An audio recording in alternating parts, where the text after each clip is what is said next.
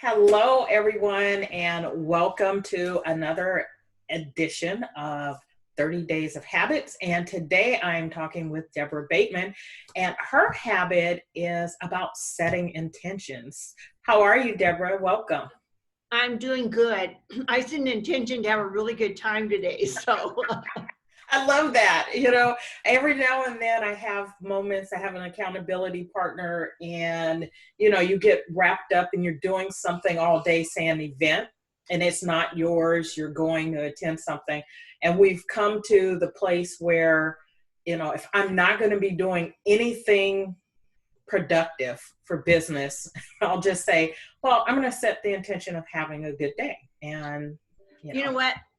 You got it. There it is. Because you know what? I mean, it has actually got me through this containment, this lockdown, because I realized, I mean, my lesson learned is that I realized I was focusing on events or things that were going to happen or people that I was going to meet in a given day. And all of a sudden, when you're in lockdown and you don't have that exposure, and with me being an extrovert, I felt myself sliding. And I'm so glad that it was like almost a reinforcement. I mean, this is something that I do. I lay there, I think about it, but oh my gosh, what this has been such a great reminder. It has been a lifesaver for me through COVID. Isn't it amazing how we do things, and the whole point of having habits is sort of to get to a place where it's on autopilot, but it becomes so autopilot that when something comes along and knocks us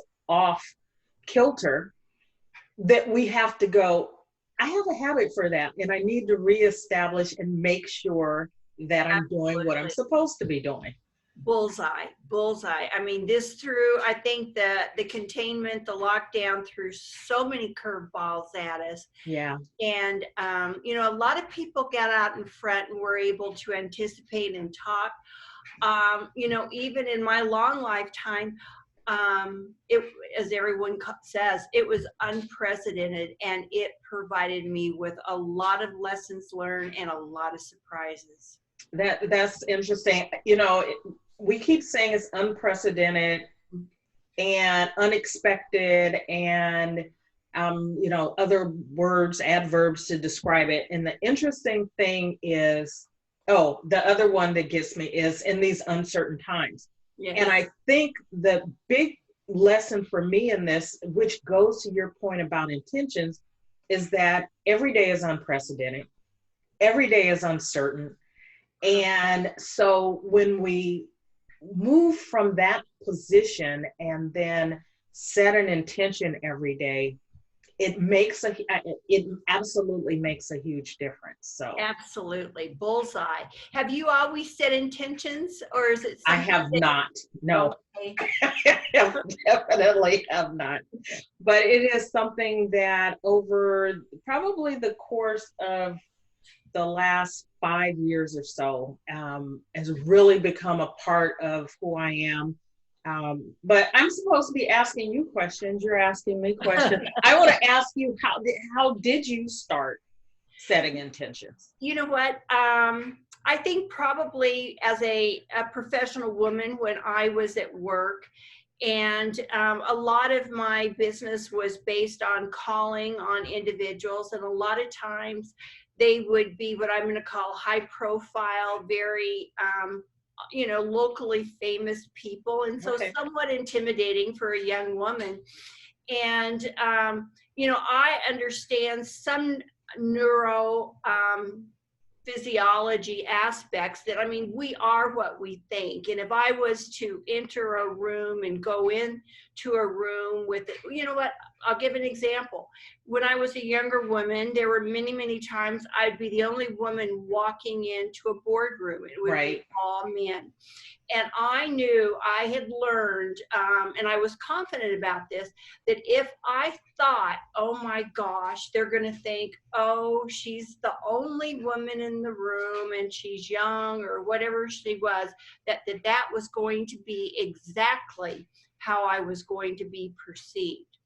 And so I began to learn that prior to even interfacing and going in, I would use my mind. A lot of people call it, wiring your brain, but I would use my mind to say, this is how I want to be perceived. Okay. I'm not going to even think about that I'm the only woman or that I'm young. You know what? I deserve a seat at the table, and I'm here to make a difference. And I then eventually was able to translate that and say, why wait until the moment? Right. Why don't I wake up every morning and set that intention? And so much of it is feeling it, Whitney, feeling the feeling. Yes. That when you're there. So I mean, when I coach my clients and when I talk to people, I say, feel that emotion. Right. Feel what it would be like when you are successful. And that's the feeling that you want to capture and carry with you all day long. It's interesting you say that. And then now I'm thinking about it. You asked me if I'd always set intentions. And as you were describing that, I thought about it. It's like, well, yes, I have always set intentions, but I don't think I was intentional about setting the intentions, right? I don't think I was really consciously thinking, oh, I'm setting intentions. But as you were describing that, because I've had very similar experiences of being the only one of, whatever, when I studied mathematics in school, when I started, I was the only female in the program initially. I was the only African-American in the program. I felt like I was the only one who spoke English as a native language. And, just kind of navigating the world in that space, I would always remind myself, you belong here. You deserve a seat at the table. And so I think in that respect, yes. But I think when you talk about setting habits intentionally in your chapter in the book, I love that it is you very consciously start every day, right? Before you even get out of bed. Absolutely. Right? That you're saying, I'm determining how I'm going to feel today and how this day is going to go. I think that's a beautiful thing. Thank you. No, and it's as we spoke before, it's helped me through this COVID-19 issue because and I did. I mean, even though it's a habit, I skipped because again, my day wasn't laden with events or meeting individuals, and I could feel myself start to spiral. And it was like, you know what? And I mean, it's that self-talk also. Yeah. I have got to pull myself up. I have got to create my attitude, my mindset that I'm going to be productive, that I'm going to reach out, that I'm going to do these things, and it's going to make a difference. Absolutely. I love that. I love that.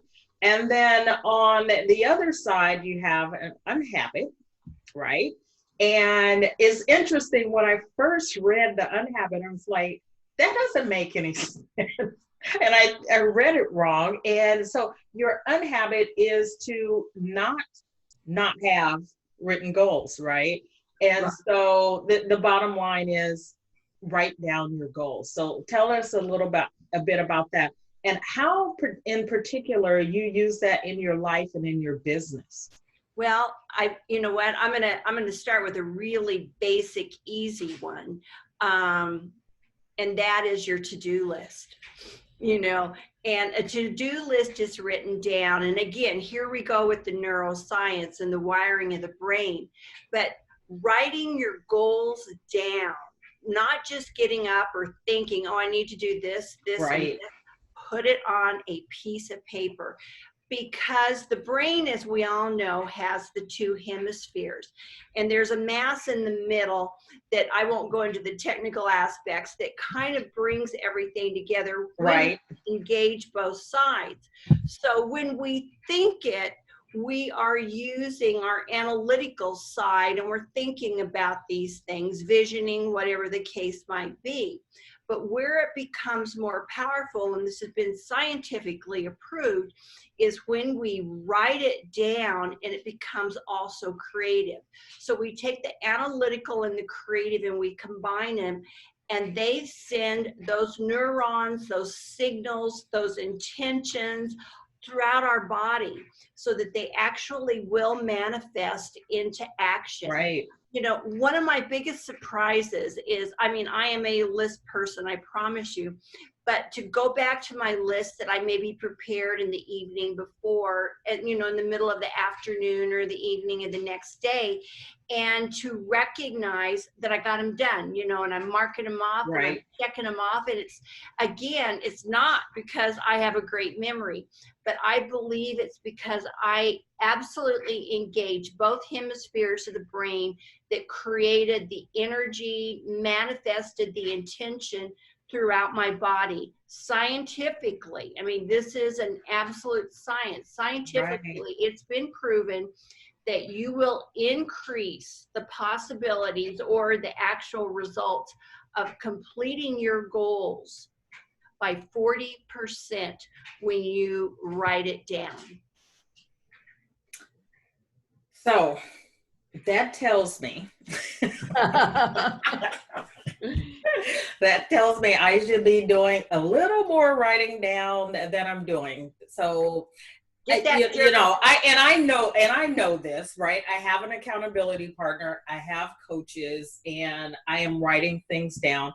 But you know, I get, if we could, I'm going to own this.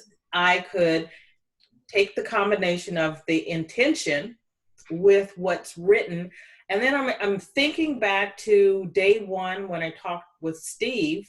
You know, he said set up the night before for the next day when you finish working on one day to get things set up for the next day. And I can see how combining these would make such a huge difference in productivity and actually getting some of the things that are on, let's say, my desk. I'm not going to talk about the rest of you. You have to own your own. I'll talk about mine. Getting some of those things that I have in my head actually on the paper and then done. Absolutely. As a professional woman, I never left my office in the evening without making my priority list of things to do the next day. And I mean, so whether or not that's a form of intention, again, it doesn't necessarily involve the emotion. Right. But think about your visioning. And I'm a big person about creating plans, forecasting into the future, visioning where you want to be, what you want to do. In fact, my company, Risk Blossoming, is really about hopefully inspiring individuals to make plans to travel, to create adventures, to do the dreams that they've had. Oh, wow. Yeah. But by writing it down, you know, and whether it's a journal, a notebook, paper, you know what, I don't know the scientific validation. I actually believe the handwriting of writing it, engaging our body to do it where we're reading it, is probably more powerful than a keyboard, which a lot of people, younger people, are not going to like. Right. I agree with you there. I'm still, I make jokes all the time, but it's true. Old fashioned, right? Just kind of, I have a journal and I write in an actual planner. I use my phone, but I actually write things in it, color coded, maybe a little excessive, but. Hey, that's very creative and artistically, and definitely engaging that one side of the brain that really helps the analytical and drives it. So, I mean, both my unhabit and my habit are somewhat connected. Yes. Because it's really about using our mind and our intentions to steer our life so we have control of our destiny. Awesome. You have any parting words about it, setting intentions or writing down goals that you want to share before we go? No, you know what? I would encourage everyone. This is so easy. It's almost like a no-brainer. And once you start doing it, I feel like it's almost addictive. I mean, when I wake up in the morning now, I expect myself to begin to anticipate the day and then to ask myself, how do I want to feel? What do I want to do? How do I want to accomplish this? You know, and it's just part of who we are. And that's the beauty, and I know you know that, of of habits. Yes, yes. I'm going to make a stronger habit of being more intentional about setting intentions every day. So I'm going to take that as your gift to me. I'm going to actually do that more. I'm going to be more intentional about it. So Whitney, thank you. That thank makes you. me feel absolutely wonderful. Thank you for joining me. I really appreciate it. It was great talking with you. It was good to meet you. All right, Whitney. Thank you so much. Thank you, everyone. Take the time to purchase the book. The link is in the post, and make sure you read up on setting intentions and writing down your habits. Have a great rest of your day. Take care.